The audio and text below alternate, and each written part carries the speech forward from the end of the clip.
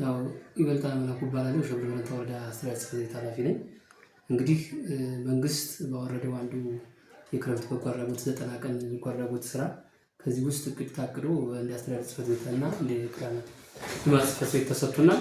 በዚህ መሰረት በዛሬው ቀን የወይዘሮ ባንቺ ጊዜ ይላቅ የምትባል ግለሰብን በጣም መሰረታዊ ችግር ያለበት ነው ቤቱ። ይህንን ያው ከሚመለከታቸው የበጎ አድራጎት ኮሚቴ አስተባባሪ ጋር በመነጋገር አውራጅ ወደ 6 እንጨት በመግዛት በእያንዳንዱ 450 ብር ሂሳብ ነው የገዛን። ማገር 5 በእያንዳንዱ 450 ብር ሂሳብ ነው የገዛን።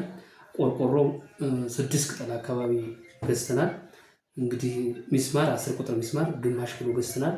12 ቁጥር ግማሽ ኪሎ ገዝተናል። የቆርቆሮ ሚስማር ግማሽ ኪሎ ገዝተናል። እነዚህን መሰረት አድርገን በዛሬው ቀን በአቬሬጅ ከ10,000 ብር በላይ ወጪ በማውጣት ተግባሩን ሰርተናል ማለት ነው።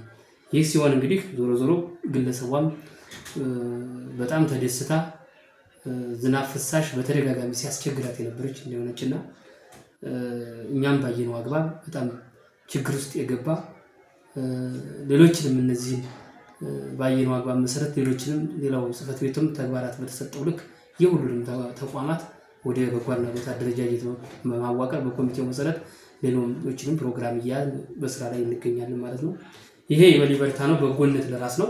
ይህን ደግሞ በተሻለ አግባብ እየሰራን ማህበረሰባችንና ህዝባችንን መጥቀም ስለሚገባ ትልቅ የቤት ስራ እንዳለብንና መንግስት ያመጣውን ተልዕኮ ሙሉ በሙሉ ተቀብለን የ90 ቀን እቅድ አቅደን ወደ ተግባር የገባን መሆኑን በዚሁ ልክ ለመግለጽ እፈልጋለሁ። አመሰግናለሁ።